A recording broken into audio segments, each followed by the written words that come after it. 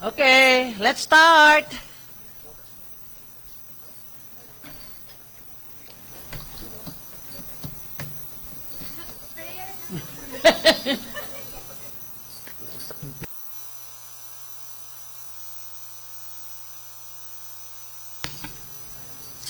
Okay.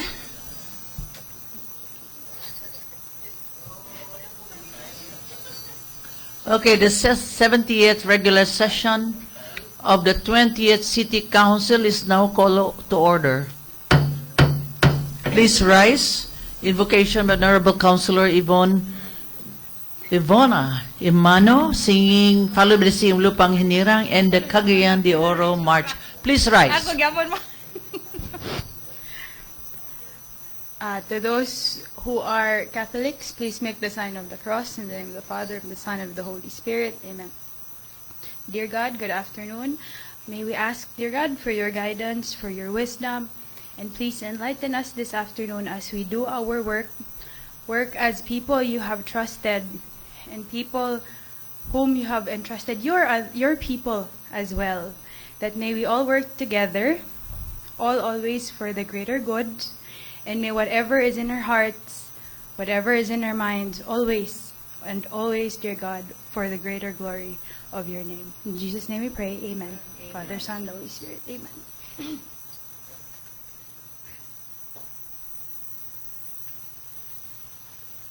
Mga kababayan, ang pambansang awit ng Pilipinas.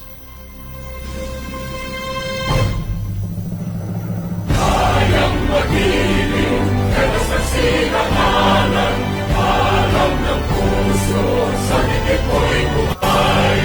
Lupang bihirang, kuya ka ng magiting, sa mandulupin, di ka pasisigil, sa nagatang tutok sa simoy at sa langit ang bangaw, ay hinatang tulakaw, isang pagkayang minamahal, ang isang ang patawad mo'y tagumpay na nag-iinig, ang bituin at araw niya kailan pang haliwag iinig, lumagang araw ng walang pagsingka, mo'y langit sa piling ko, aming ligaya na pagmay magagin, ang mamatay ng dahil sa'yo.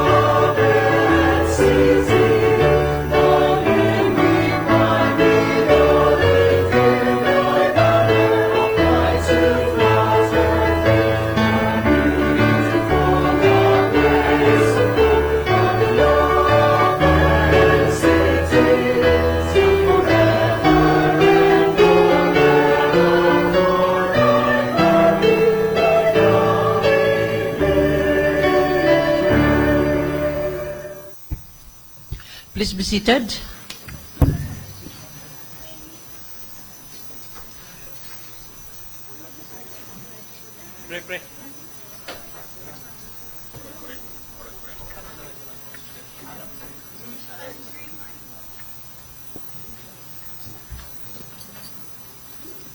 Mr. Secretary, please do the roll call.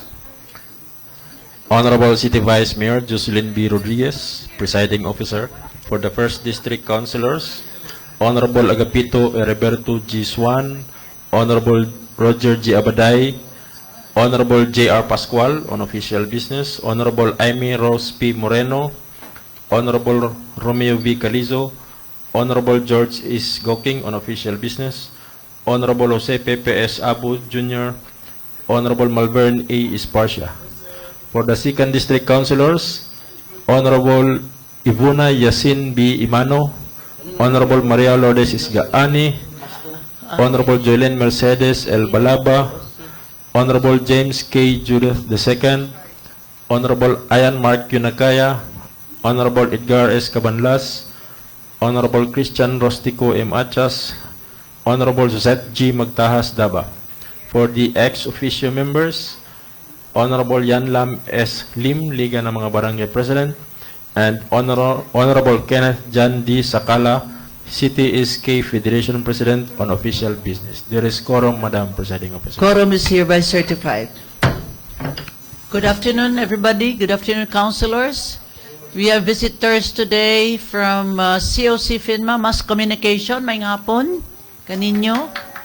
And also those who are watching us right now, our friends from media, and guests who are here today. So maayong hapon, kanatong tanan. Majority Floor Leader, Councilor Attorney Edgar Cabanlas, you have the floor. Thank you very much, Madam Presiding Officer, or beautiful Vice Mayor. Uy, salamat ha. Members of the City Council, our guests, visitors who are with us this afternoon in the gallery, people of Cagayan de Oro who are watching us, good afternoon. Maayong hapon sa tanan. And happy birthday to Councilor Ay! Maria Lourdes. Before Majority Floor Leader, if I may again. Yes, yes. I was thinking a while ago before the session, nadumduman tagyo ka, Dr. Lourdes. I do not know, pag-abot na ako, nalimtan. Anyway, somehow, we have to sing a birthday song to Councilor Lourdes Gaani, to be led by Councilor Ayan Achas. Okay, please rise.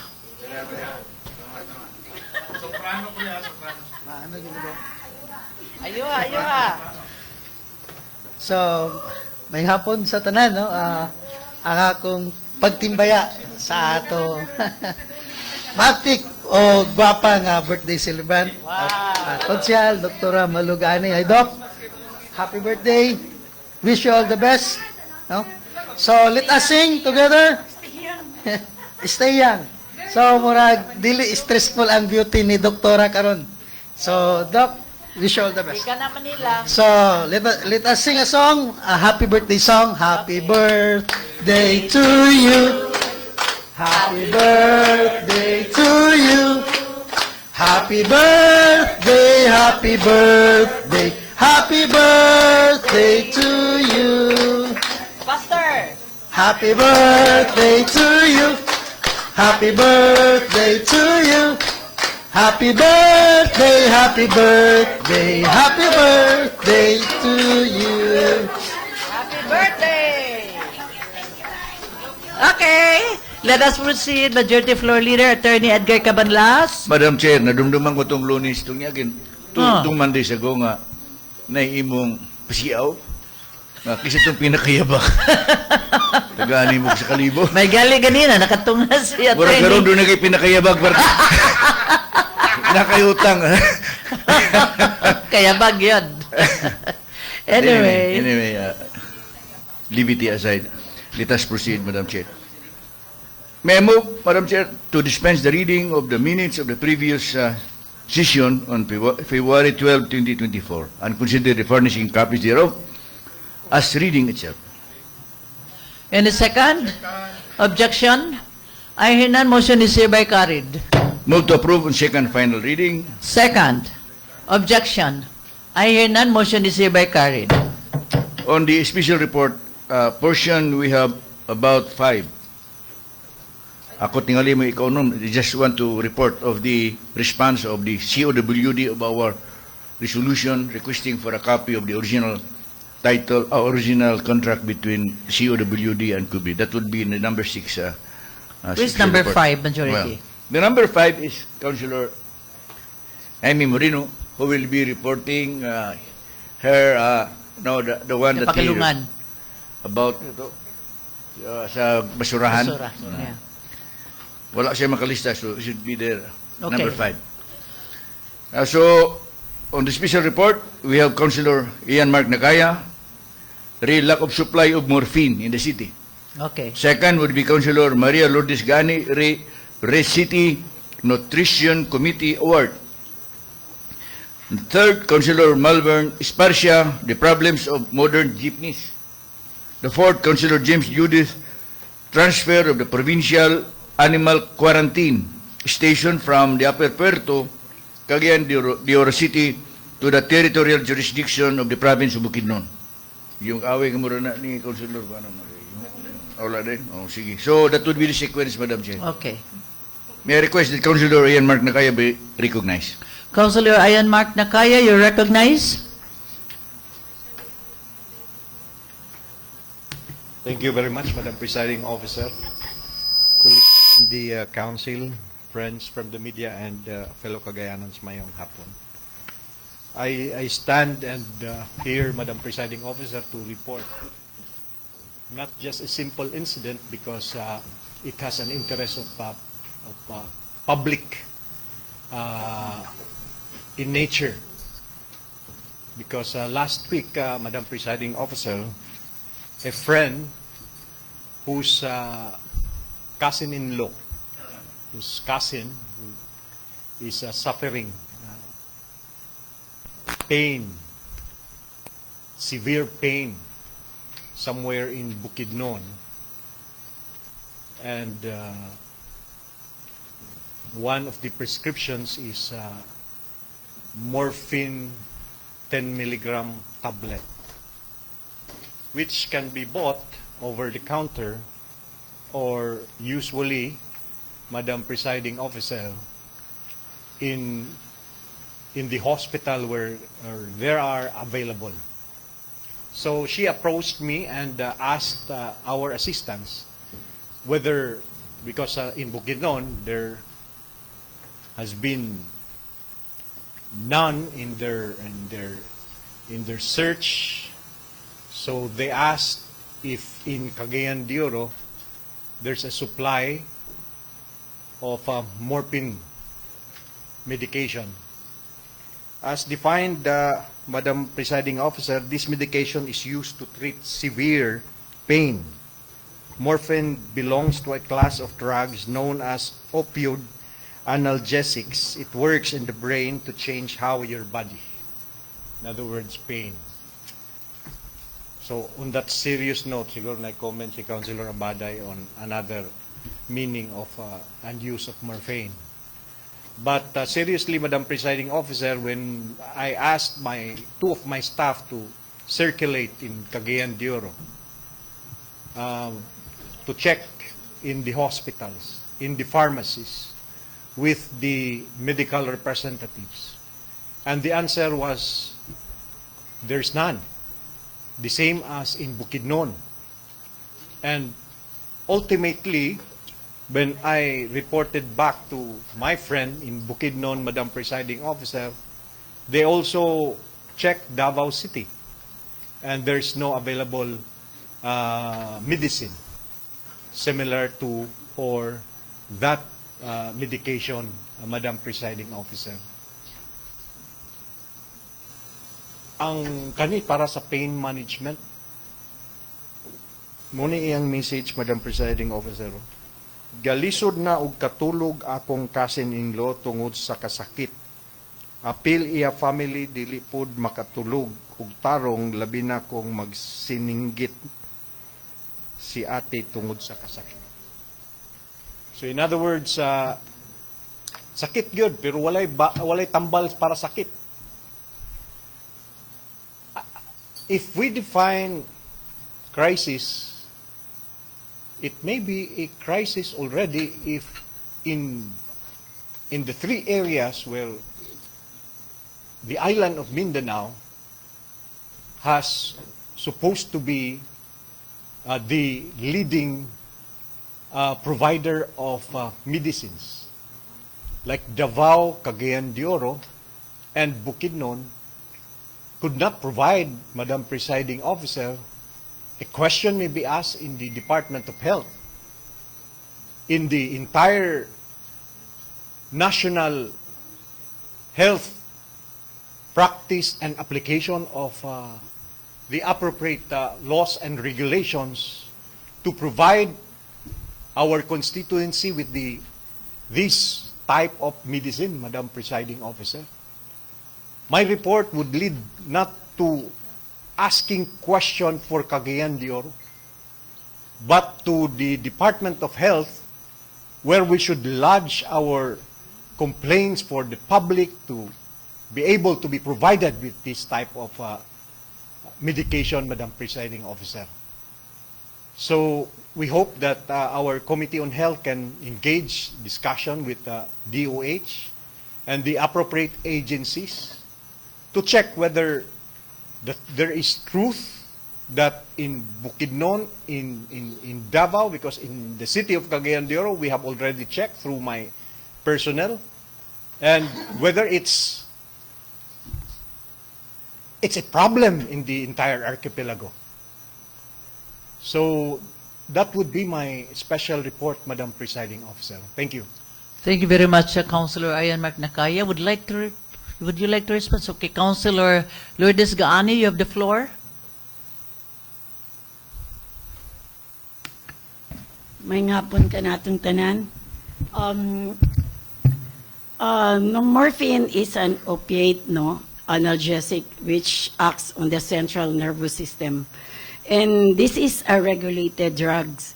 Dili ni siya over the counter. In fact, naanay siya a prescription which needs an S2 number. So I think as far as supply is concerned, ang akong bawan sa morphine, it's not available sa atong mga commercial drugstores. It's only available sa mga nasa hospital, or even ang atong mga anesthesiologists, kaya ang ganing mga anesthesiologists are the ones usually using the morphine for pain, especially for those patients nga naa sa mga terminal cases. Yeah. They usually buy their morphine sa FDA or sa mga hospitals, dili mapalit sa atong commercial drugstores. Pero as far as supply, I will ask the Department of Health para atong makuan kung unsa gyud ang tinuod kung wala ba gyud supply sa morphine. Okay, thank you very much, Councilor Lourdes Gahana. Yes, Councilor Ayan Macnacaya.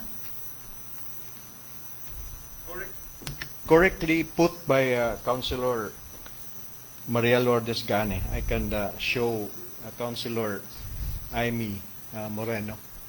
There is a prescription, Madam Presiding Officer, and as I have mentioned earlier, our personnel went to as far as the hospitals in Cagayan de Oro, even Wala. in MMC. Wala. And text exchange of text messages between my friend and this representation would tell us, Madam Presiding Officer, that even in Bukidnon and in Davao, there's no available resource for this purpose. Thank you. Okay, thank you very much. Actually, morphine is very necessary in hospitals, even if it is regulated. Yet, that is the most used medicine for severe cases of pain. In fact, the morphine drip ang mga surgeons sa US, and morphine is allowed to take after surgery or terminal cases. So, dili magina matangtang sa Nubain or other medicine. Ordinary analgesic, dili gina pwede. Because morphine also will help relax, sleep as well. So, we would like Councilor Lourdes Gaani that we write the Department of Health that there should be supply of morphine, which is a regulated drug in the pharmacy. Kaya prescribe man na, esto man na, still the patient can use morphine. So there's no reason why we do not have morphine in Cagayan de Oro, especially in hospitals. So let us refer this to the Committee on Health and probably write DOH that we also need stocks of morphine in hospitals. Thank you very much. So our next speaker will be Councilor Maria Lourdes Gaani regarding City Nutrition Committee Award. Congratulations, Councilor. Hall of Famer naman mo ba? Third time. City ni ma'am. Yeah, for third time, right? Yes, Katulong? ma'am. Yes. Congratulations, pakpakan na to. City. City. Sorry. Okay, may hapon ka na itong tanan.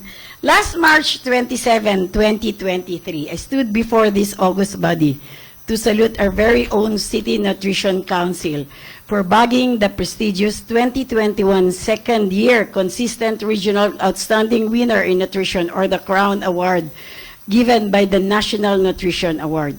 This award is given to LGUs that excels in nutrition program management. I laid down the challenge then for our City Nutrition Council to win it for the third time and thereby receive the Nutrition Honor Award, the NHA, and a cash prize of 1 million pesos that goes with it. My esteemed colleagues and dear Cagayanons, the challenge has been successfully met.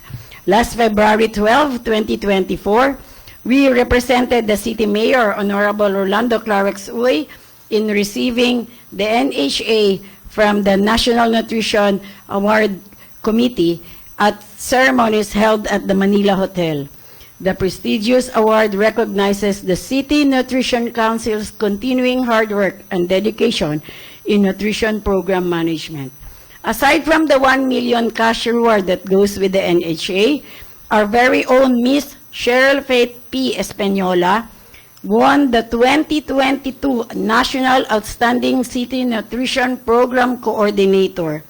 Kudos also to Ma'am Loida Liza C. Vizcaino, our Barangay Nutrition Scholar of Barangay Balulang, for being named the 2022 Region 10 Outstanding Barangay Nutrition Scholar and for being one of the contenders for the National Outstanding Barangay Nutrition Scholar Award. All this could have not been possible without the leadership of Mayor Clarex Uy as the City Nutrition Council Chair.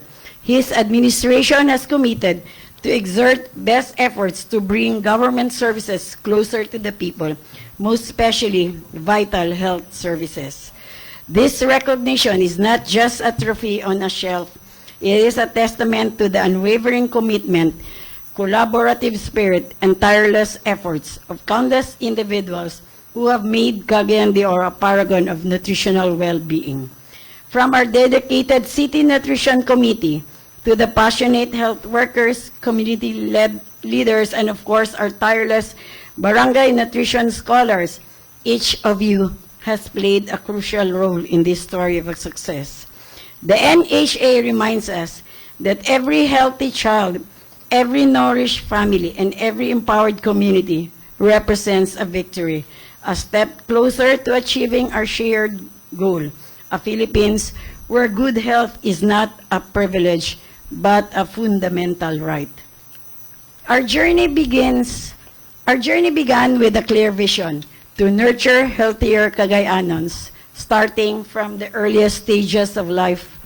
We recognize that investing in good nutrition is not just an expense, but an investment in our future. Through targeted programs, we focus on improving prenatal care, promoting exclusive breastfeeding, and ensuring access to diverse and nutritious food sources. We implemented the Urban Container Household Gardening Program, empowering families to cultivate their own edible gardens, fostering self-reliance, increasing access to fresh produce. We ensured the timely distribution of breastfeeding kits and provided WCF counseling equipping mothers with the knowledge and tools to nourish their children optimally. But our efforts extended beyond individual households.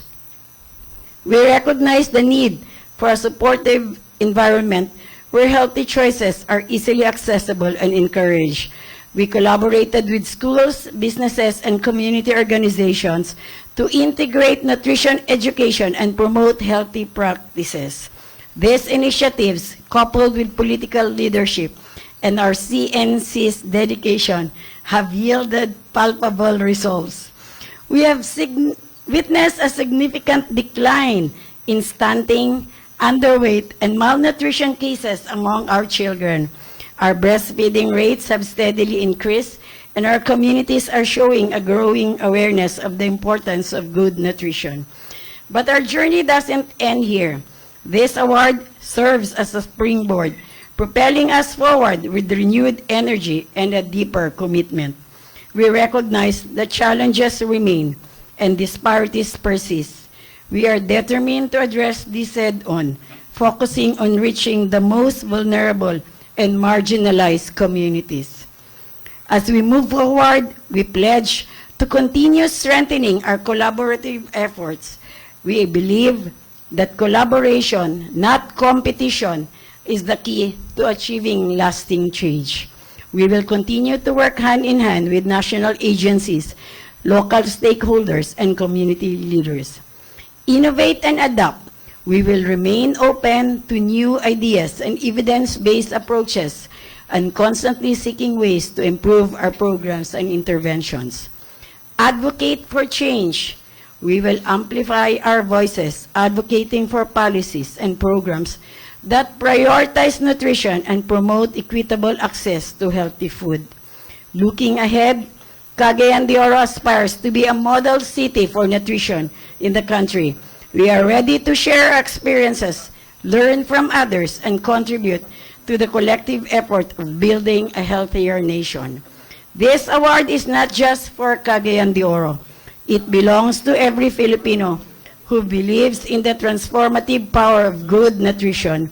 We welcome it with humility and share it with pride, knowing that together we can build a brighter and healthier future for all.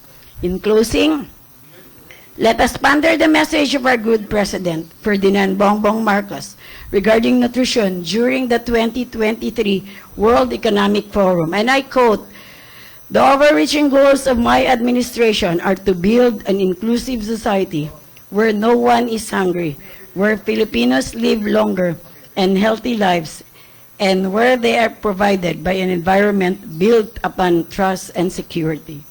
On behalf of our dear Mayor Clarex Uy, and the grateful Cagayan de Oro City, daghang salamat.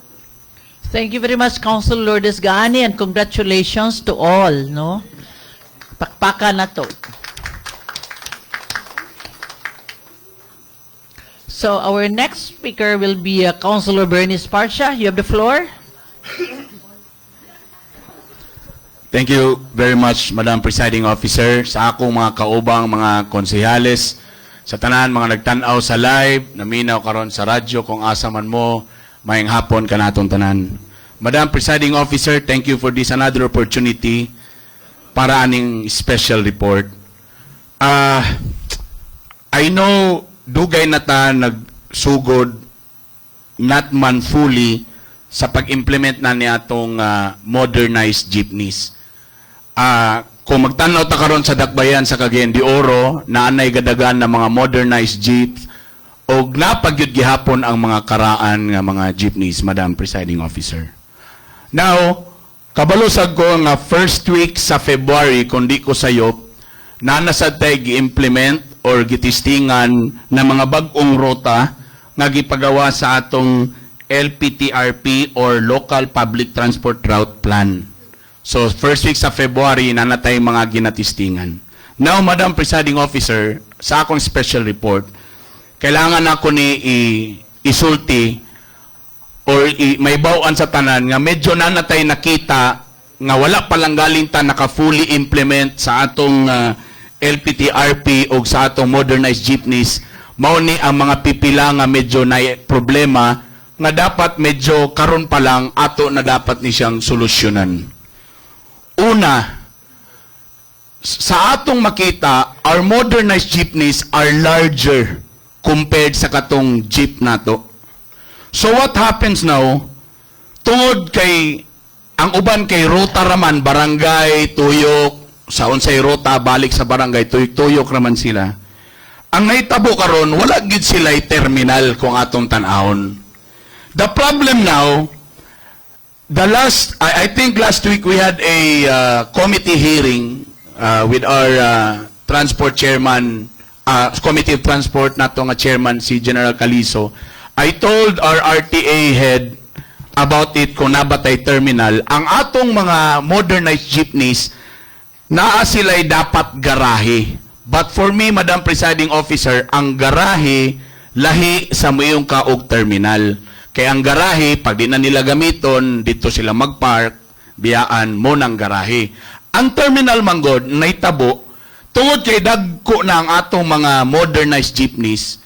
So ang tendency, kung mag-ali manggaling sila sa Kugon, so far sa tungod kay mo man akong gakakita, kay mo man akong ruta pag mo uli ko, sa Kugon o sa Uptown, ang tendency ang mga modernized jeep nara sa kilid sa mga kadalanan.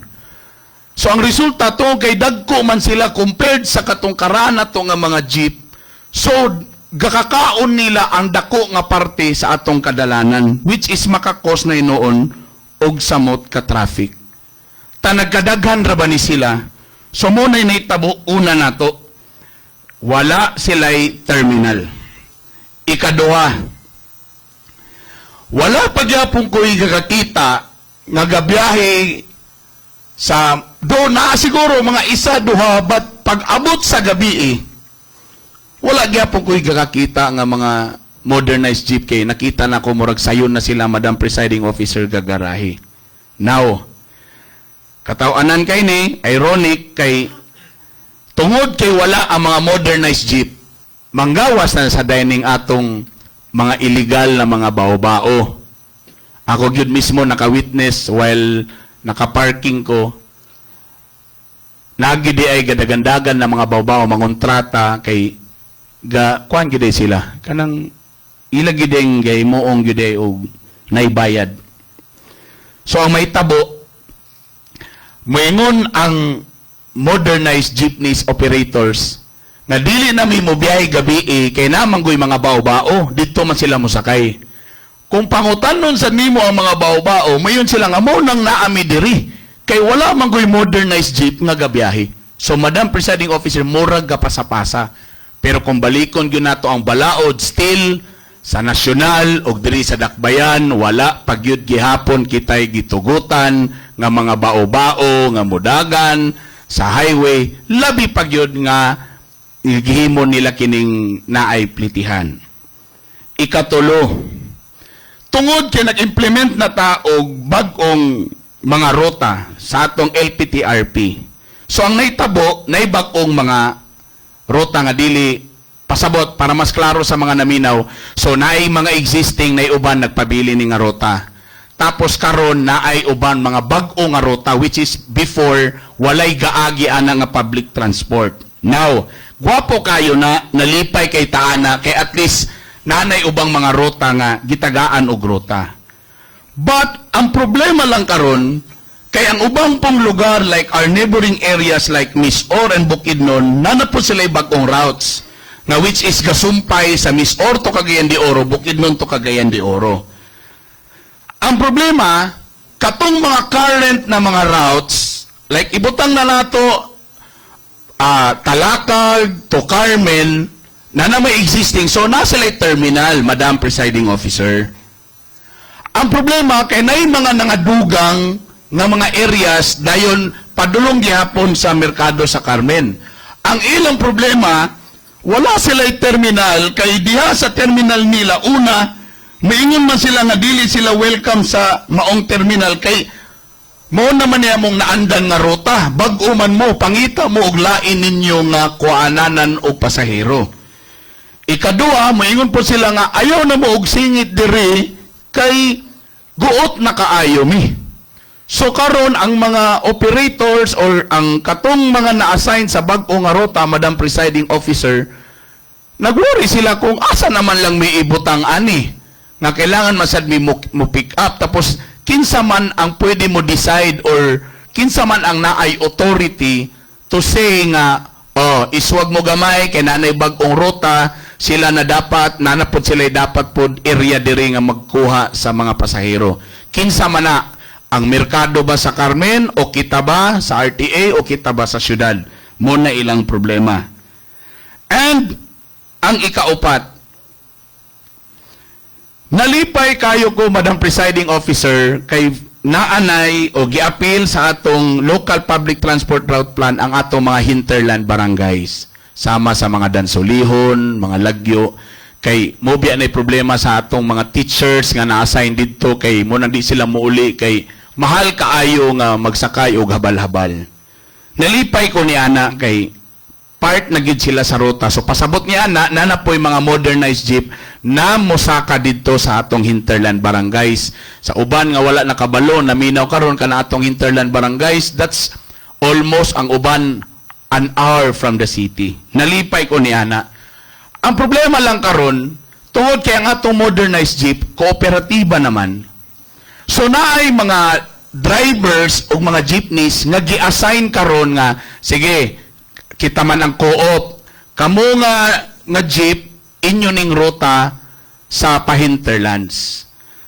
Ang ilang problema, kay ang mga drivers po, niingon na po sila nga, pila raman po'y pasahero sa hinterlands. Burag unfair man na sila sa ubang membro sa co-op, bibo man ang ilahang area, ta kami, diri mami napadulong sa hinterlands, basig gamay ra pod ang among pasahero. Basig doon niya og kulang among halin, di mi makabayad sa maong unit. So karon, Madam Presiding Officer, I don't know lang kung nabatay jurisdiction on the process sa each kooperatiba on their assignment. Kay we don't know kung pwede ba na magtuyok-tuyok sila sa schedule na kamo. Kay ako, as the City Councilor of District 1, malipay gyud ko nga naay mo biyahe padulong sa hinterland barangays. I'm sure mo po na ikalipay sa akong mga kauban sa District 1. Pero siyempre, makasabot sad mi sa mga drivers nga na-assign po diha nga napod sila'y kahadlok, Madam Presiding Officer, nga pasig wala po may halin kay pila raman po na ang pasahero diha. So again, wa ko kabalo kung we have that jurisdiction nga makabuot bata sa kooperatiba on the way sa ilang pag-assign sa ilang mga drivers, Madam Presiding Officer. So, my prayer lang, maybe, I don't know kung asa ba ni pwede, I'm sure nagyapon tayo Committee on Transportation, or pwede po ba nato ni mag-joint po ta together with the barangay, if the barangay could also maka-assign for each barangay kung asa po baka sila dapita sa maong lugar. Kay at the end of the day, for me, Madam Presiding Officer, ganahan ko aning modernized jeepney kay mas nindot, mas safety, and mas ganahan ko kay ang atong mga pasahero mas comfortable, pero siyempre karon pa lang dili pa lang ta fully nga nag-modernize, medyo dapat kani nga problema ato na ning isolve. Kay what if kung mag-full na gyud ta, basig mas mosamot ni ang kani nga mga problema. Dagan salamat, Madam Presiding Officer. Yes, Councilor Ayana Chas, you have the floor. Hello. Thank you, Madam Chair. Mayang hapon sa tanan to my fellow members of the 28th Council. Comment lang gamay sa report ni Councilor Esparcia. Madam Chair, I would like to emphasize between terminal and loading station. Kung mag-isgot man og terminal, din nato na ma-emphasize ang agura. Ang agura usa ka terminal na din natong terminal wherein provinces and municipalities danhi sa atong syudad. Now, it comes to loading station, kining mga bugo, taguluan, mga PUJs within the city, wala na siya terminal. Na sila gitawag nga loading station. Ang loading station, muna siya ang area nga kung din asa sila mo pick up og pasahero. Pero dili ni siya terminal. Now, ang kanina mga ruta, na ni sila designated from point A to to point B. For example, sa Bugo. Ang Bugo nga route from Bugo, Puerto Agusan, libot siya, Divisoria, hantod sa Kugon, balik din paingon sa Bugo. So, muni iyang route. Kini nga route, dili ta pwede magtukod og terminal dinhi, Madam Chair. So, naalan siya specific nga loading station na kung diin, asa maka-pick up ug asa muhulat ang pasayro. So, within the city, kinanglan, natay mga specific nga loading station sa atong mga routes. Dili ta pwede nga kada ruta, hatagan nato sila og terminal. So, magdaghan ang atong Agora Market or Agora Terminal, ana, Madam Chair. So, dili siya ideal nga kada ruta, maghimo ta og station or I mean terminal station. So, it comes to route, ang local government, ga-introduce siya og mga ruta para masudlan og sakyanan. Pero, it comes to transport sector, di sad nato mapugos kung dili available ang income. Una, ang usa ka PUJ, mugasto siya sa iyang gasoline. So, ilan nang gadiskasan ang gasoline expense kung pila katao ang ilang makuha sa ilang ruta. Then, tungod kay gabayad sila sa sakyanan, kaning modernization nga program, ilan ning giloan. So, ang co-op, gatanaw sila sa ROI, Return of Investment. Kung musaka ko aning bukira, aning dalana, pero wala ko'y pasahero enough nga maka-compensate sa maong loan nga among gina-loan sa bangko, I think, dili siya siguro maayo nga ato silang pugson, nga mo-travel sila sa area nga walay pasahero or kulang ang ilang pasahero. So, it comes to payment or salary sa atong mga PUJ drivers na scheme ang co-op ana unsaon nila pag-deliver. Nga masustain nila ilang loan, I think, ang pinaka-minus o pinaka-barato nila ma-loan sa isa ka unit is almost 2.5 million per unit. So, kung ang usa ka co-op, mo-loan sila og 20 ka unit, bugat sa ila, Madam Chair. So, muna nga akong nakita nga rason nga na mga route nga gi-introduce sa local government. In fact, ang atong committee sa atong public utilities, ga-recommend ana, nga inyo na ning dalanan, no? Even in Alai, Balubal, pero dili sufficient ang income nga makuha din na nga ruta. Now, tinuod, dagko ang modernization nga jeepney, Madam Chair, no? Pero, gitanaw na ang convenience sa atong pasayro. Kung imong i-compare ang old nga jeepney from modernization nga jeepney, ang modernization, Madam Chair, it is already aircon. Musaka ka sa sakyanan mo, tindog ka, then plastada ang imong paglingkod. Now, sa old na to nga jeepney, mudungo ka, almost mo bend ka, aron ka makalingkod. So, I think, dili kayo significant ang kadako sa traffic or mako siya og traffic. I think a proper management. So, muna ako nakita, Madam Chair, sa it comes to modernization, nga kinanglan, ato sa ning i-advance. Now, here comes ang problema sa itong bao-bao. I think, Madam Chair, sa ground, gasabot-sabot ng mga driver, no? Maingon na ang driver sa sikad nga, pre, pwede kami nasad sa bubaw sa gabi kay na pagkaon man sa damong gipangita. Muna nga, kung imong pugson, ang tanan jeep ni ipadagan sa gabi nga existing ang mga bao-bao, maglinabaya na sila bato din na sa gabi, Madam Chair, kay gapangita na sila og pagkaon para sa ilang lamisa. Muna nga, ang modernization, ilang nasabtan pod ang need sa mga bawao, nga, sige, dagan mo gabi, inyo ang gabi. Pero, unofficially na nga, kuan, Madam Chair, dili na siya, kuan. So, muna akong comment, Madam Chair. Thank you and God Okay, bless. thank you very much, Councilor Ayan Mark Nakaya. Sorry, Ayan Achas. I'm sorry.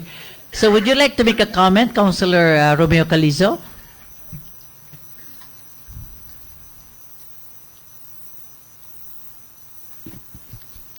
Thank you very much, Madam Chair.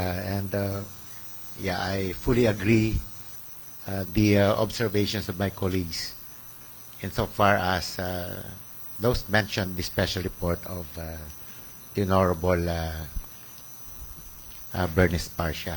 And actually here in at the committee level, this is a continuing study because this modernization program is the project of the LTFRB. But in the transition period, there were some lapses, and they admitted that. Here in Cagayan de Oro, we are lucky that we already have an approved route plan, the LPTRP. But filling up every route with the needed transport services, dako pagod ang atong backlog, Madam Chair. That's why we continue to study how we can fill up the gaps, the need for transport services. Insofar as these terminals, yeah, I agree with the observation of our minority floor leader. That's not really terminals. It should be pick-up points. I just came from Baguio, Madam Chair, and I observed the transport system, the traffic flow, and those related with our transportation needs.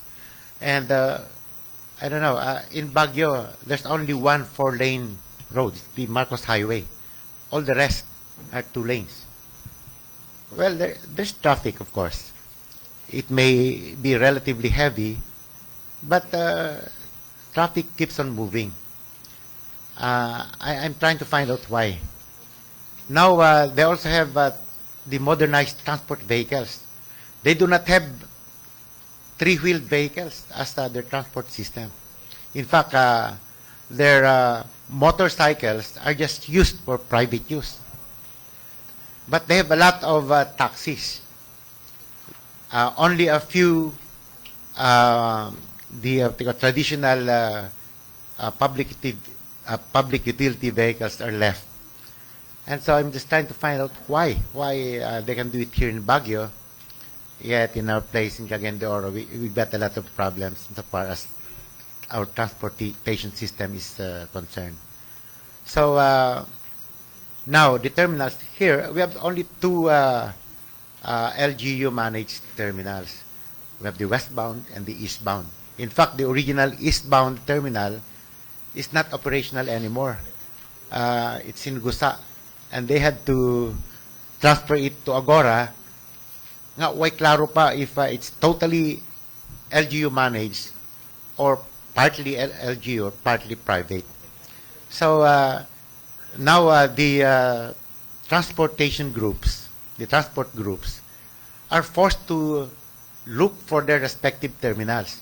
Just like those Donsal, etc., their terminals in Gaisano City.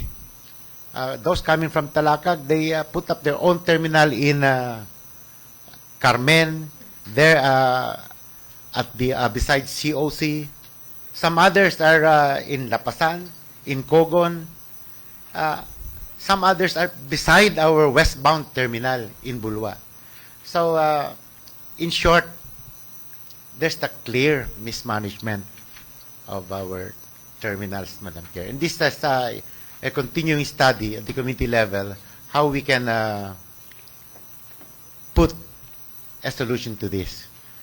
Because, of course, in the situation now in Cagayan de Oro, we cannot give a solution overnight. So we continue on the committee level.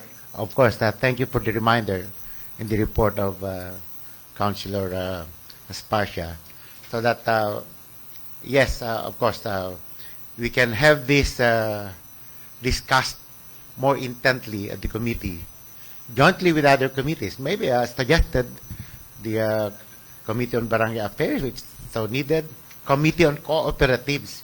There was a good start before the committee level, the Committee on Cooperatives, because the current situation, Madam Chair, so far as procurement of the modernized public utility vehicles is that by cooperatives. Some wanted it individually, but LTFRB had to regulate.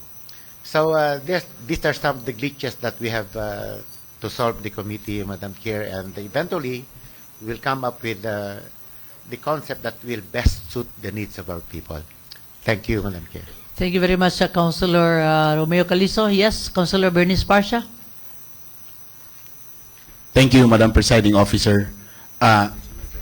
In response to the minority floor leader, exactly my point, nga ang naitabo tungod lagi kay wa magyud tay terminal gatuyok-tuyok lang sila. So if magtapok sila tungod sa kadako, naka-create sila og nag-create sila murag terminal nila nga kaugalingon. So that's why makakos na noon siya og kanabang ang uban confusion nga ano na sila diri, some stores there mo reklamo kay nganong diri naman sila ga parking sa among atubangan, natabunan namong negosyo. Ingana nga mga sitwasyon, Madam Presiding Officer. Then number 2, again, I would just like to emphasize this special report nga, I just want to know if sino ba ang nai-power or jurisdiction. Like for example, again, to our other neighboring na mga areas like Bukidnon and Misor, kinsa magit ang makabuot diha nga o kani sige kani diri mo ni ang Carmen to Dansulihon isingit na nato ni kinaman na bag-o nga kuan nga Carmen to kinsa man. Tapos on the problem of the cooperatives nabatay jurisdiction nga mosulti sa ilang nga tana kamo tama ang gingon ni minority floor leader nga luoy pod sila di ba nga kung ma-assign lugar sila diya sa layo tagamay ra ilang mahalin o manakay, so dili nila makaya og bayad. So pwede ba ta nabatay jurisdiction na makakuan sa ilahang patakaran o saon na sa kooperatiba? Then again on the terminals, tamang gingon ni General Caliso, Madam Presiding Officer, nga sa sige na mo hearing ginakuan na mo ang problems. Ang ako lang gyud is unta na may mga existing nato nga mga ordinansa. Bisag kana lang sa existing ordinance, existing nato nga mga laws, kana lang muna iato nang i-implement, istriktohon nato na kung sa may existing karon about it. Mo lang ako, Madam Presiding Officer. Thank you very much. Precisely why we have to go back to the Committee on Public Utilities. Who else? Liga ng Barangay, Committee on Legal Barangay. What else? Cooperative under whose committee? Okay, Kenneth Sakala. Okay, so that's the prayer. So our next speaker is Councilor Attorney James Judith. You have the floor. Thank you, Madam Presiding Officer. Sa atong halandong Presiding Officer, Vice Mayor Jocelyn Bebot Rodriguez, Majority Floor Leader Council Edgar Cabanlas, akong tinahod ng mga kauban sa konseyo, mga bisita, mga kagayanon, maupay. Madam Presiding Officer, matud pa sa usa ka panultihon, strong fences make for good neighbors. But pasabot, sa makita ang maayo or hugot nga panagsilingan, pinaagi sa gitawag nato nga tataw ug hanay nga mga utlanan or kanait. Sa ato nga kabahin, naani ang atong panagsilingan sa lungsod sa Manolo Fortich, sakop sa lalawigan sa Bukidnon. Kay base sa unsay nahitabo, nasupay naman nato ang geographical coordinates base sa gitawag nato nga PBM, nga karon ang pangalan CBM or City Boundary Monuments, nga kaniay ang tawag Provincial Boundary Monuments.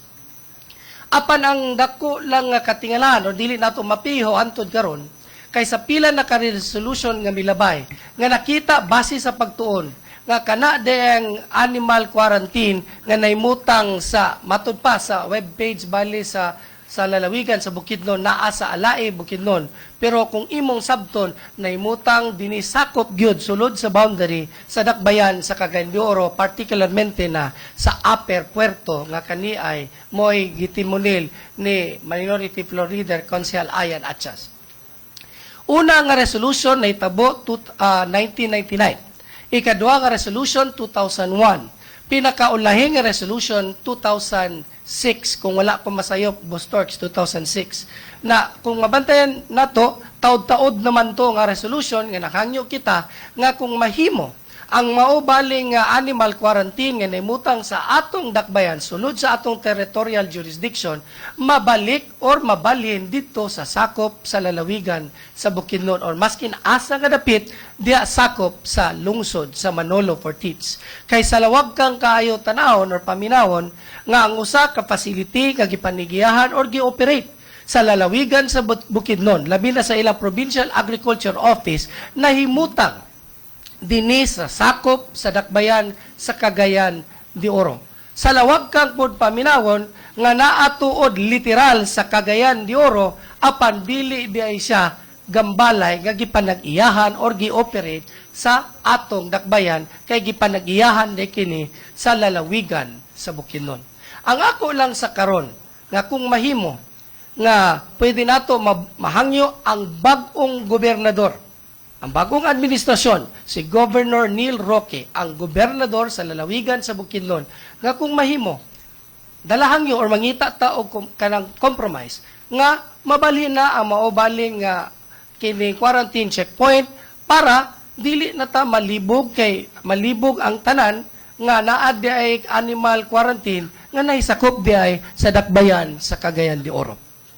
Mo na nga ang atong hangyo nga kung mahimo, Madam Presiding Officer, magbag-o ta og resolution kay 2006 pa man ang pinakaulay nga resolution, na pinakabag-o nga resolution gihangyo ko ang akong mga kauban nga mga konsehal nga makapagkanaog, makapagawas kita og bagong resolution paog ipadala didto sa gobernador sa lalawigan sa Bukidnon aron matagaan ng aksyon ang maubali nga sitwasyon. At this juncture, Madam Chair, it is my prayer that a resolution be made to this effect at the proper time. Dinira ko kutob, daghang salamat o asdang Cagayan de Oro. Thank you very much. So this prayer about the resolution. So will that be included? Okay. Thank you very. Councilor, Minority Floor Leader, Councilor Ayan Mark Atchas, you have the floor. Thank you, Madam Chair. Manakaya, So, maganda ko permi. ako lang ibalikon, Madam Chair, way back Balikos March rustiko. 6 last year. No, naghimo ko na nga special report kay sa panahon nga kapitan ko, naghatag yun na sa amo og confusion between Alai residents and territory sa Barangay Puerto. So I think, unta, mahatagan na gyud nig attention, Madam Chair, kay ang mga tao din ang nagakalibog. Territorially, part siya sa Cagayan de Oro, pero naay presence gyapon sa barangay sa Alay tungod anang provincial veterinary nga quarantine. So I hope, Madam Chair, ma-action na. Thank you. Okay, thank you very much, Councilor Ayan Atchas, Rustico Atchas. Okay, so let us proceed. The next speaker is Councilor Aimee Moreno. You have the floor. Thank you, Madam Chair. Good afternoon, Honorable Vice Mayor, Afternoon. Honorable Jocelyn Rodriguez, ug sa akong mga kauban diri sa 20th City Council, and to our guests, maayong hapon. Actually, Madam Chair, I have been advised by our Majority Floor Leader based from our last session that my follow-up regarding my special report done more than a month ago shall be done during conveyed with my own special report. So, Madam Chair, I would just like to request, weeks had already passed, and I was really looking forward to listening to the side of the executive, labi na ang Clenro, regarding sa situation nato sa basura and sa barangay Pagalungan. And Madam Chair, kini nga mga issues, murag to others, it may seem petty, but ang samad or bisag sakit, Madam Chair, if dili nato ma-treat, simba ko mahimo ng cancer and would be untreatable.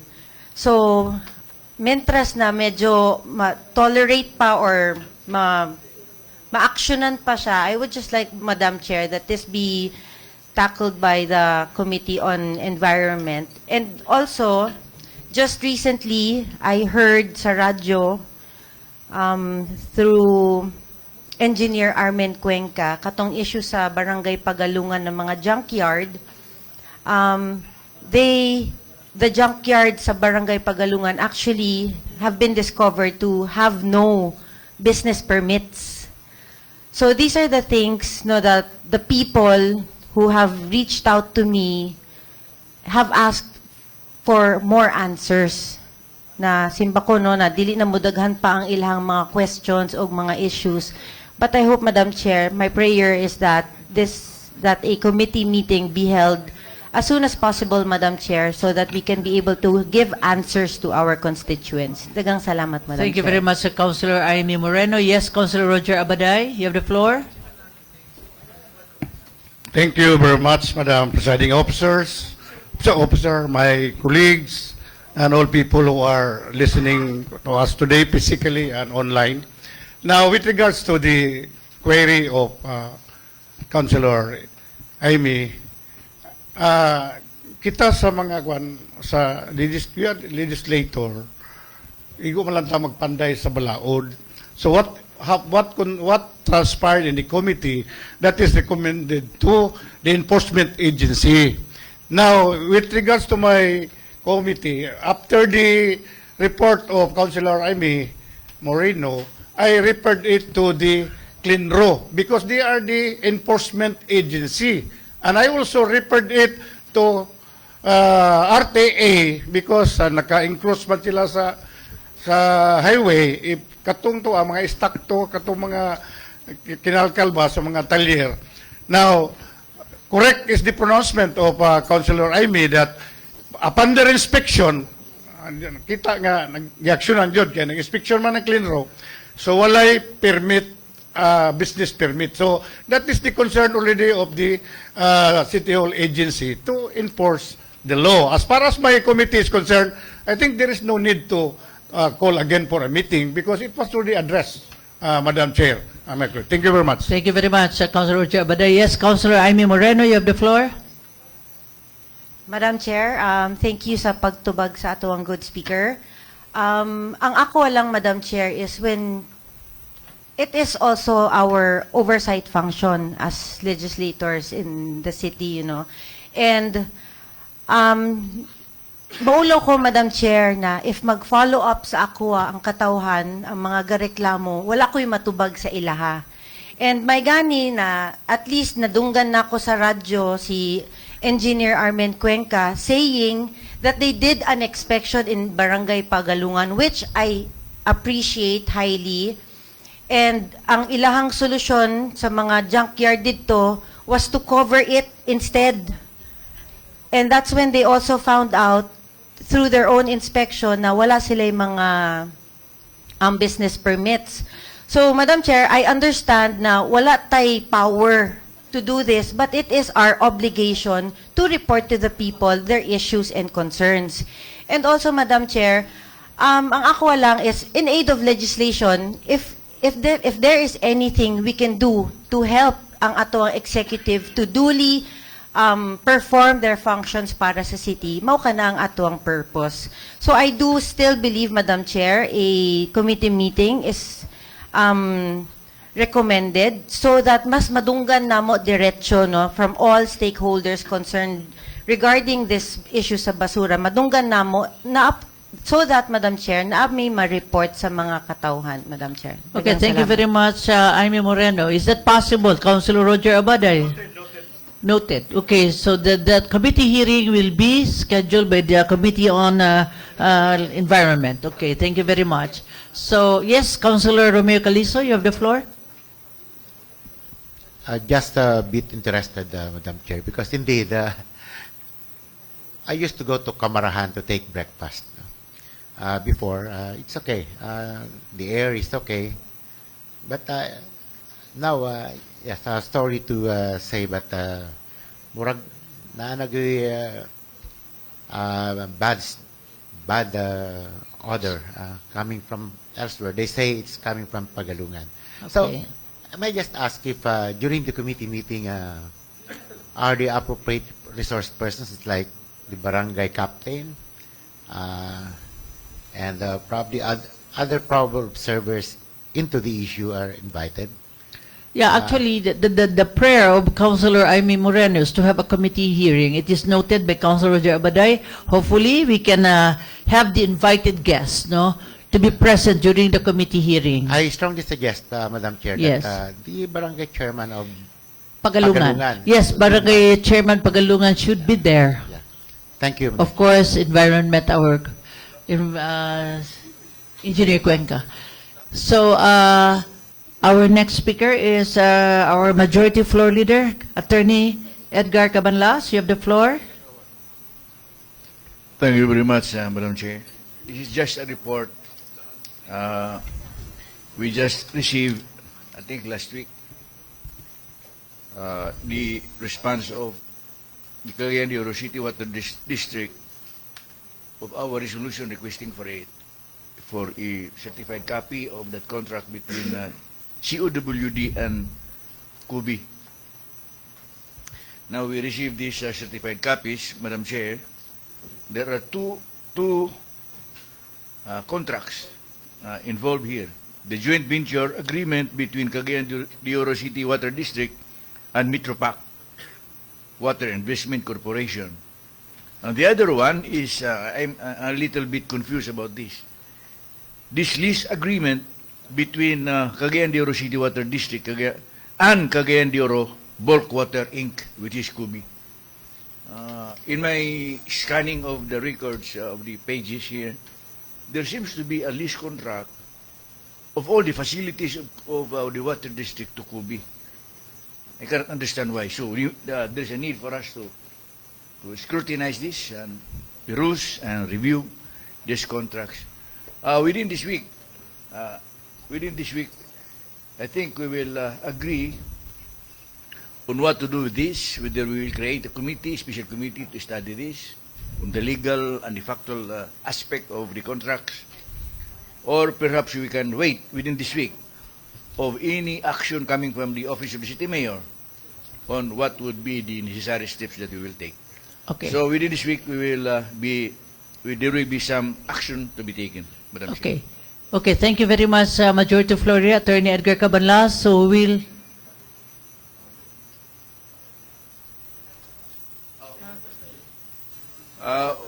As suggested by, this, our secretary is very good. Very good. Mr. Secretary, you're very good. Secretary is very qualified to be Very qualified to be a councilor. George, Turks. Yeah. And Miguel. In my previous statement, we will create a committee, but this one will create an ad hoc. Okay. Purpose of ad hoc is once the job of the ad hoc committee is finished, then the ad hoc committee is dissolved automatically. Okay. So, ad hoc committee, Madam Chair, magbuhat sa ad hoc committee para pag-study ni ini maghangi ko sa itong mga kauban kisa may itong mga i-suggest na ito, chairman and the members. Kung pwede, You can still be chairman, councilor, majority. You will be chairman. You will be chairman, of course. So we will have, we will create a committee now, part of our other matters, the ad hoc committee. Okay, chairman ako siya, ako na lang. So, members, isa may ito members, para madali ta. Now, the members who volunteer is Councilor Girly Balaba, Councilor Attorney James Judith, Councilor Romeo Calizo, perhaps Councilor Attorney Joy Abo, you're a lawyer. Is that okay? Yes. Councilor Bernie, everybody here will be a member and they wanted to participate. Mahimuon tayo ng committee of the whole. Yeah, precisely why, so that everybody can attend. Is that Committee of the okay? whole, but considered as an ad hoc committee. Yeah, okay. So everybody can attend. Attend, everybody can Yeah, but you will be the participate. chairman. Okay. Okay? Okay, everybody wanted to ano. Now, just a join. reminder. First, we will be furnishing you copies of this. But Okay. do not give it to anybody else unless there is an approval coming from the committee. Kaya himo niya ng pista. Yes. But then you still have Second. to send the copy to the mayor first, and that Yes, yes, perhaps you will be able to talk to the mayor, and then we do I will the talk- committee hearing as a whole. I will talk to the mayor. And second, kini nga mag-meeting ta din and we will agree on the rules of the investigation. Okay. Thank you very much. Yes, Councilor Attorney James Judith. Yes, Madam Presiding Officer, mangutana lang ko kay sa gisulti na ni Majority Floor Leader, duha man kuno to ka contract ang nakasuklip sa gihatag sa iyang report ni Water District in compliance sa ato resolution. Kung wala kong masayop, Boss Torks, ang wording sa atong resolution, duha ang gipangayo, naghangyon ko ni Majority Floor Leader. Ang isa, kontrata ni Water District with Rio Verde. naapod ang sa Rio Verde. Naapod. Duha. Okay. So duha lagi ang Rio Verde og katong Water District and Metropac nga mo'y nibungan ni Kobe. Unya ikaduha nga pangutana, Madam Presiding Officer, kang Boss Torch ni o kang Majority Floor Leader, pananglit kay naamay pending nga kaso sa PCC. Pwede ba may makapangayo sa City Council Secretary mo certify ba ang Secretariat as certified true copy from the certified true copy nga gihatag ni Water District? We will tackle that during okay. the meeting. Mara, nakay salamat. Okay. Now, kato imong pangutana party sa contract sa COWD o sa Rio Verde, nag-ingon ang Water District, please be informed that COWD do not have a copy, do not have an existing contract with Rio Verde Water Consortium Inc. So wala sila contract. Wa sila. Pati mo di ba ngayon, wala diha, does not exist. So wala may mahatag nimo. As long as there is the contract between Water District and Metropac. Okay. Later on, Fine it with will be us, provided to everybody. Okay. So, let us proceed, Majority Floor Leader. Inom sa water. Water sa... O kape. Aslom na si Bapat. So, let us proceed, Madam Chair. Karoon makakaunta sa birthday. Business of the day, proposed items 1 and 2 ba? 1 to 4, omnibus motion. Turks, please. For omnibus approval items 1 to 4. Item 1 is proposed resolution number 2024-634 returning to the Barangay Council of Barangay Bisigan, this city, its ordinance number 1, series of 2023, covering its annual budget for CY 2024 with an estimated income of 4,475,911 pesos. Item 2 is proposed resolution number 2024-635 returning to the Barangay Council of Barangay Bonbon, this city, its ordinance number 1, series of 2024, covering its annual budget for CY 2024 with an estimated income of 14,097,196 pesos. Item 3 is proposed resolution number 2024-636, returning to the Barangay Council of Barangay Pigsagaan, the city, its ordinance number 1-2024, series of 2024, covering its annual budget for calendar year 2024 with an estimated income of 4,241,841 pesos. Item 4 is proposed resolution number 2024-637, returning to the Barangay Council of Barangay Puntud, the city, its ordinance number 001-24, series of 2024, covering its annual budget for calendar year 2024 with an estimated income of 31,149,793 pesos, with the information that said ordinances are operative in their entirety. May I request, Madam Chair, that Councilor Yan Lam Lim be recognized. Councilor Yan Lam Lim, you recognize.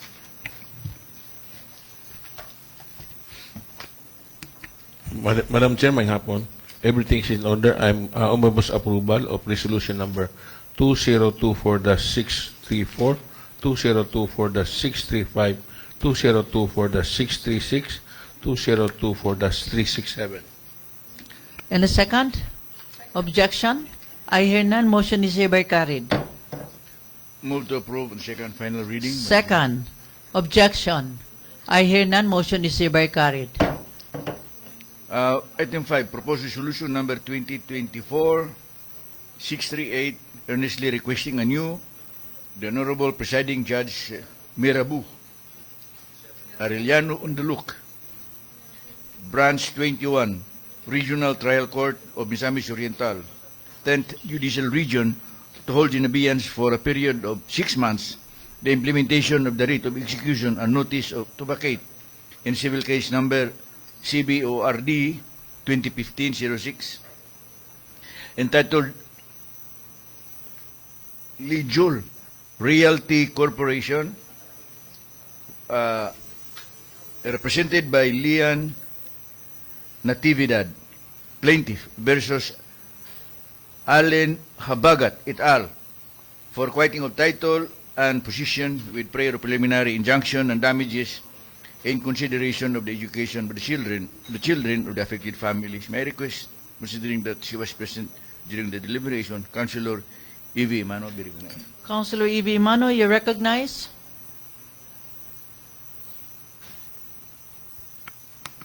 Thank you, Madam Chair.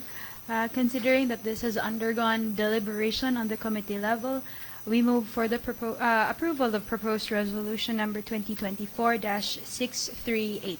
Any second? Objection? I hear none. Motion is hereby carried. Move to approve on second final reading. Second. Objection? I hear none. Motion is hereby carried. Item 6, proposed resolution number 2024-639, adopting and strongly endorsing to the concerned government agencies and officials, or referring to the concerned City Council standing committees. Therein resolutions adopted by the Rotary Youth City Council Batch 2023 for favorable consideration and appropriate action. May I request Councilor Romeo V. Calizo be recognized? Councilor Romeo Calizo, you recognize.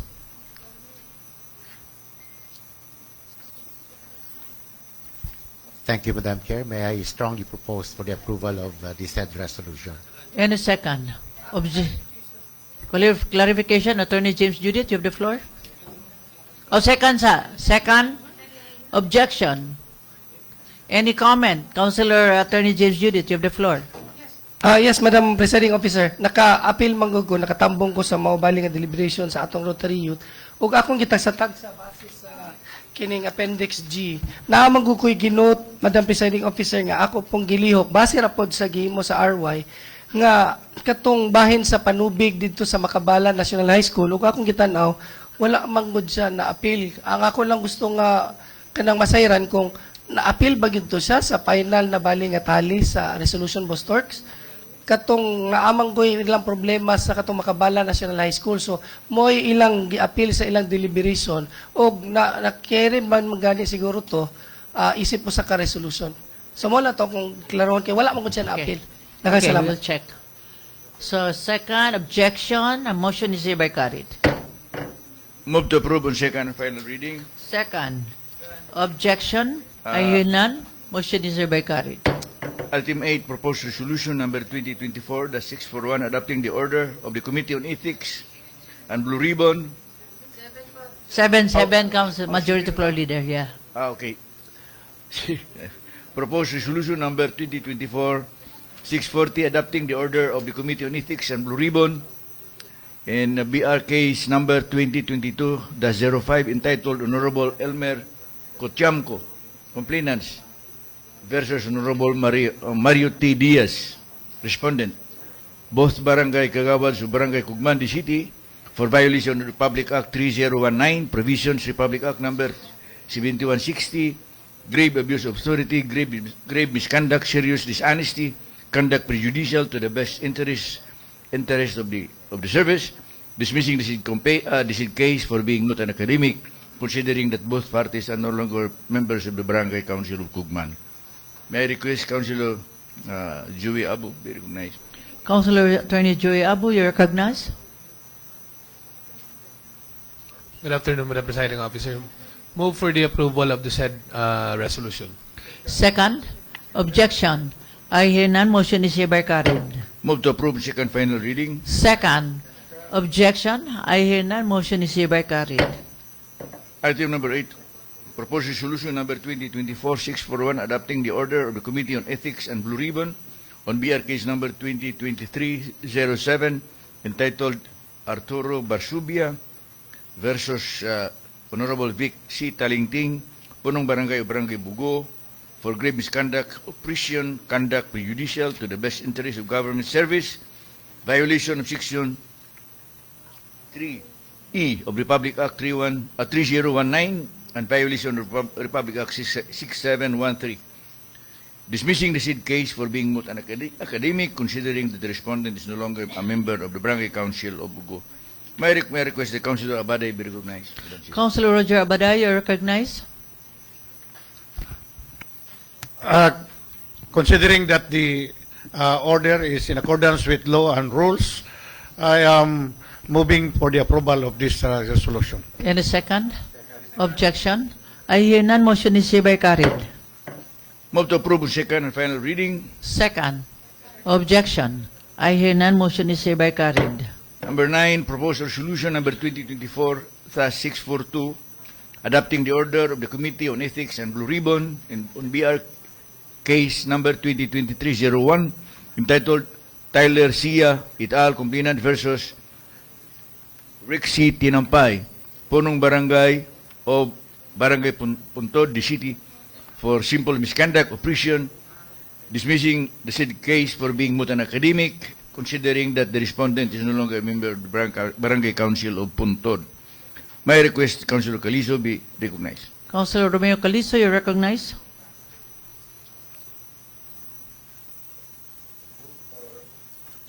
Move for the approval of this said resolution, Madam Chair. Any second? Objection? I hear none. Motion is hereby carried. Move to approve on second final reading. Second. Objection? I hear none. Motion is hereby carried. Item 10. Proposed ordinance number 2024-382, authorizing the Honorable City Mayor Rolando A. Uy, representing the City Government of Cagayan de Oro, to apply for a gratuitous special use permit with the Department of Environment and Natural Resources, Regional Office 10, covering a 2-hectare parcel of land located at Emmanuel Pilais Ranch, Malasag, Barangay Cugman, the city, for the establishment of the legislated multi-species freshwater hatchery project thereat. May I request Councilor Rustico Atsas.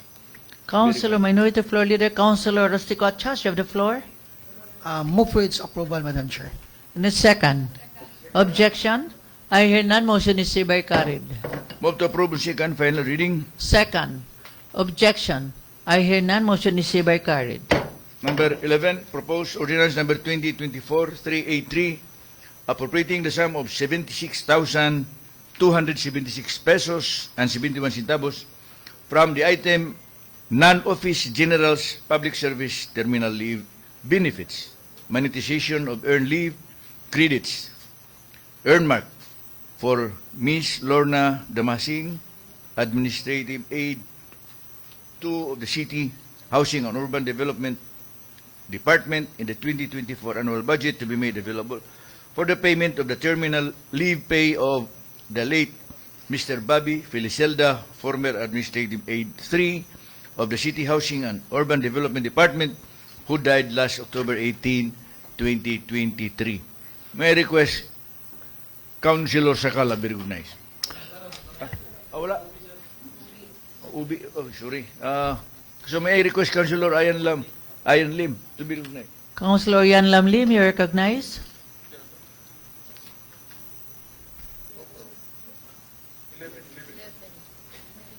Huwag siya kabantay. Everything is in order. I Surprise. move for the approval of purpose resolution number 2024-383. Any second? Objection? I hear none. Motion is hereby carried. Move to approve on second final reading. Second. Objection? I hear none. Motion is hereby carried.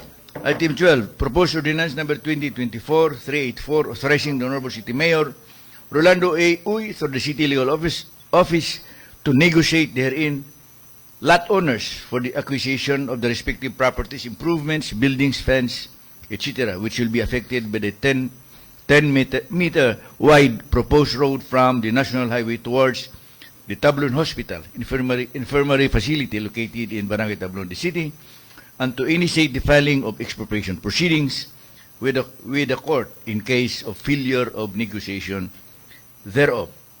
Move for its approval, Madam Chair. Second. Objection? I hear none. Motion is hereby carried. May I move to approve on second final reading. Second. Objection? I hear none. Motion is hereby carried. Item 13, proposed ordinance number 2024-385, accepting the offer of the Francis Memorial Parents Foundation, Inc., represented by Mr. Nestor Viado, to donate to the city government of Cagayan de Oro a parcel of land covered under transfer certificate of title T-168607 with an area of 176 square meters located at Sacred Heart Village, Zone 8, Barangay Carmen, the city, for use as covered court and authorizing the Honorable City Mayor, Rolando Ioy, to sign the corresponding deed of donation thereof. May I request Councilor Abaday. Councilor Roger Abaday, you are recognized. I move for the approval of the said resolution. Second. Objection. I hear none. Motion is hereby carried. Move to approve on second final reading. Second. Objection. I hear none. Motion is hereby carried. Item 14, for inclusion, Madam Chair, may I request, may I move for the inclusion reply of items 14 to another one for Another 21. one. Inclusion. 21. Councilor Roger Abaday, yes, you have the floor. As per request by the residents who are affected by demolition, particularly in Zone 3, Zone 4, Zone 5, Zone 7, and the Barangay Council, the Barangay Captain of Patag is present here, Barangay Captain Eric, that a resolution should be passed, earnestly requesting DENR, CLINRO, and any private surveyor to conduct a joint survey in the land area in dispute, particularly Zone 3, Zone 4, Zone 5, Zone 7 of Patag, the city, to determine specifically the meets and bounds or limits, boundaries of the disputed area. Since allegedly that there are areas occupied by some residents thereof outside the military reservation and within the alienable and disposable public land declared by DENR Region 10. So to avoid erroneous summarily eviction and abatement of the concerned landowners thereof, a resolution is hereby requested to be passed. Thank you. Okay. Any second? That is, we will tackle that once we arrive at item Okay. 21. So, any second? Objection? I hear none. Motion is hereby carried.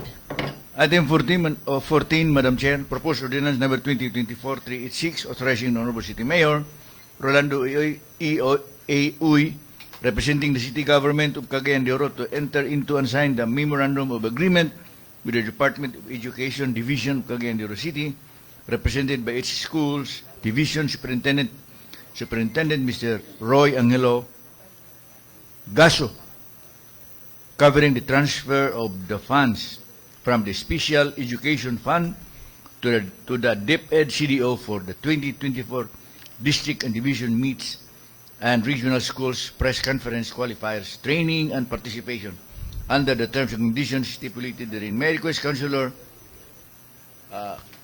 Suset Magtahas Daba. Councilor Suset Magtahas Daba, you recognize. Thank you so much, Madam Chair and Majority Floor Leader Attorney Ed Cabanlas. Move to approve Post Ordinance Number 2024-386. Any second? Second. Objection? I hear none. Motion is hereby carried. Move to approve on second final reading. Any second? Objection? I hear none. Motion is hereby carried. Item 15. 15. Item 15, Yeah. proposed. So, nauna itong 16. Okay, sige. 14 naman daan to sa atong kalendar, sa atong ban. Okay, sige. Okay. Okay. So, item 15, proposed resolution number 2024-643, expressing the 20th City Council's deepest sorrow for the untimely demise of Attorney Antonio V. Resma, former legal consultant of the city government, responsible in the processing of the titles for our urban poor under the Task Force Emancipation of the city government of Cagayan de Oro, and conveying most profound sympathy and condolences to the bereaved family. Move for its approval. Members of the city council. Second? Any objection? I hear none. Motion is hereby carried. Move to approve on second final reading. Second? Objection? I hear none. Motion is hereby carried. Item 16, proposed resolution number 2023-644, congratulating and commending Ms. Cheryl Faith Espanola for winning the 2022 National Outstanding City Nutrition Program Coordinator, and to Ms. Luidaliza C. Vizcaino, BNS of Barangay Balulang, for being named the 2022 Region 10 Outstanding Barangay Nutrition Scholar and finalist in the National Outstanding Barangay Nutrition Scholar Award. May I request Councilor Lourdes Gaani to be recognized, Madam Chair. Councilor Lourdes Gaani, you recognize? Move for the approval of proposed resolution number 2023-644. Second. Objection? I hear none. Motion is hereby carried. Move to approve on second final reading. Second. Objection? I hear none. Motion is hereby carried. Item 17, proposed resolution number 2023-645, congratulating the City Nutrition Council, CNC, for winning for the third consecutive time the coveted Nutrition Honor Award given by the National Nutrition Council. May I request Councilor Gani to be recognized. Councilor Lourdes Gaani, you recognize. Correction, for the first time, the coveted Nutrition Honor Award is not the third time. Okay. First time, first time. Once man lang ning NHA, which is the Hall of Fame. One time lang. Move for the approval of proposed resolution number 2023-645. And the second. Objection? I hear none. Motion is hereby carried. Move to approve second final reading. Second. Objection? I hear none. Motion is hereby carried. Item 18, proposed resolution number 2023-646, recognizing and commending Mr. Jeffrey Ang, volunteer firefighters of the Filipino-Chinese Chamber of Commerce Fire Brigade, for his extraordinary heroism and selfless dedication and sacrifices in controlling and extinguishing the recent conflagration in Barangay Nazareth City, which resulted to his injury. Yeah. Serious injury. His action was done beyond the call of duty, Madam Chair. So, move for its approval. All members of the City Council. And the second? An objection? I hear none. Motion is hereby carried. Move to approve on second final reading. And the second? An objection? I hear none. Motion is hereby carried. Barangay Nazareth extended, the family Rodriguez extended our heartfelt thanks and prayers. Actually, he was discharged yesterday. So we are very, very, are really prayerful of his recovery, and hopefully everything will be okay, because this is in line of service. They have been very supported ever since the Chinese Chamber. It's always there. Sila gyud ka pangunay kani ato mga igsuon nga mga Chinese. So we are very thankful to the Chinese Chamber for their firefighters, especially to Mr. Jeffrey Ang.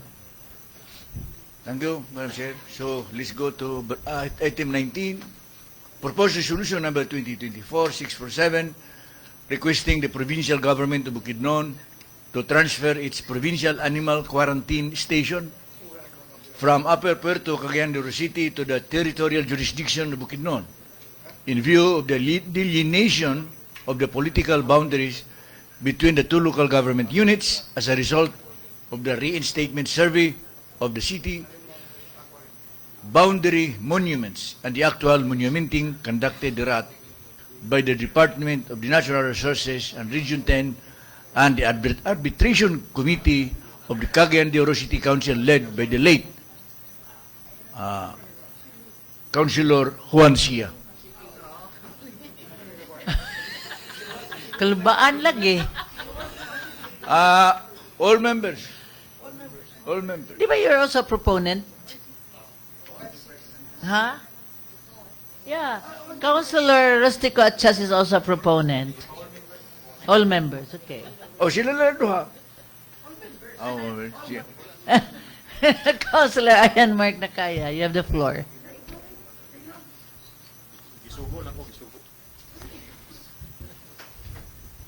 Balik-balik din paguman kung pareha ragid gyapon, same result. Unsay mong yaw-yaw? Di ba na nasa FB? Nana na siya? Kung balik-balik yung... Gabalik-balik na? Same So, the result, same tenor and the resolution? The same tenor, copy-paste naman na sa city secretary. Anyway, okay. Di ba? We should... So, what should we, what is the, re-strategize yeah. our move because we have already acted on certain tasks, but unfortunately, the same result. So, let us reword or what? No. The same? The other strategy, Madam Presiding Officer, is for the city executive to do their tasks also. Like, for example, we'll request the city mayor through the city administrator to sit down with the provincial government so that things will be thrashed out.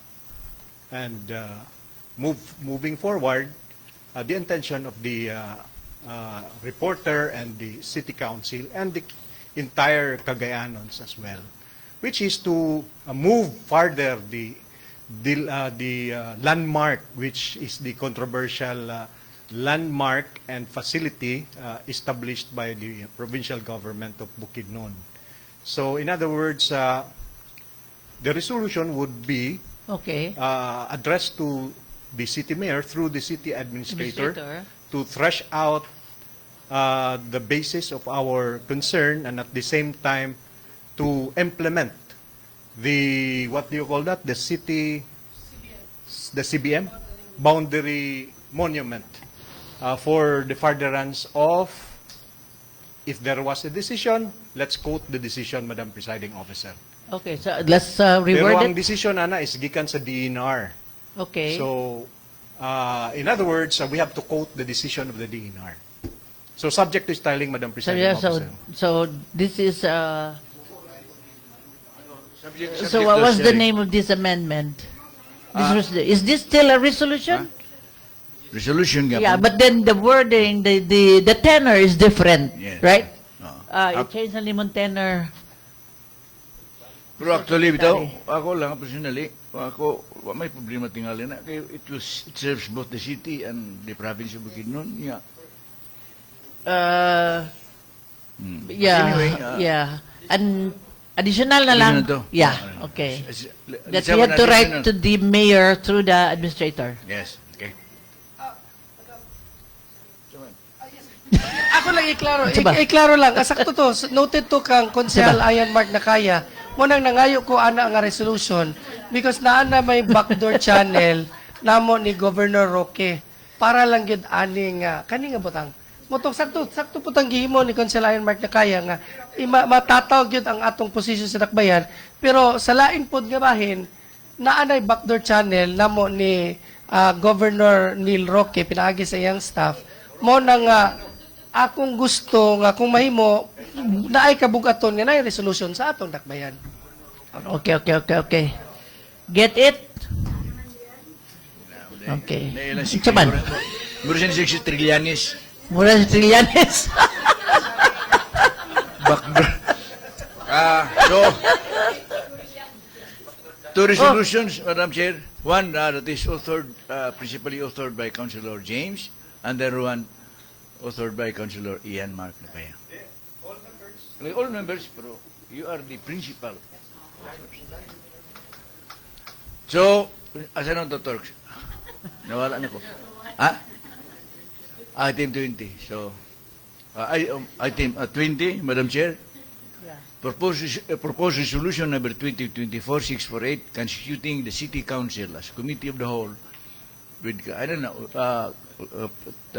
with Councilor Edgar Cabanlas, yours truly as presiding chair, and all members of the City Council as members of the committee for the purpose of studying, scrutinizing, in aid of legislation, the contract between COWD and Pacific, and Metro Pacific, and the lease contract between COWD and Kubi. Okay. For the purpose of seeking the truth and to serve the best interests of the people of Cagayan de Oro.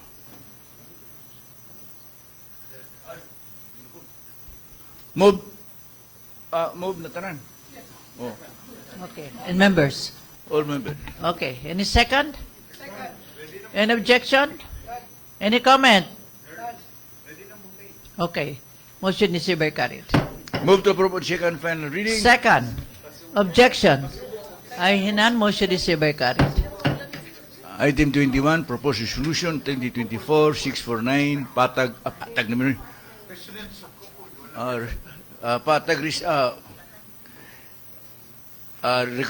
Supporting the request of the Patag residents of Patag, particularly Zone 3, 4, and 5, requesting the DNR, Glenroe, and 7, 6, and 7, Glenroe to conduct a survey of the specific survey of Zone 3, 4, and 5, and 5, 6, and 7 within in Patag for the purpose of establishing the boundaries of the military reservation to determine whether Zone 3, 4, 5, 6, and 7 are outside the same. To be principally authored by Councilor Roger Abaday. Madam Chair. Councilor Abaday, please. Councilor Roger Baday, you are recognized. I move for the approval of this resolution, Madam Chair. In a second. Objection. I hear none. Motion is hereby carried. Move to approve on second final reading. In a second. Objection. I hear none. Motion is hereby carried. There being no other items to be considered, move for its adjournment, our session. Session adjourned. God bless us all. Ang cake die.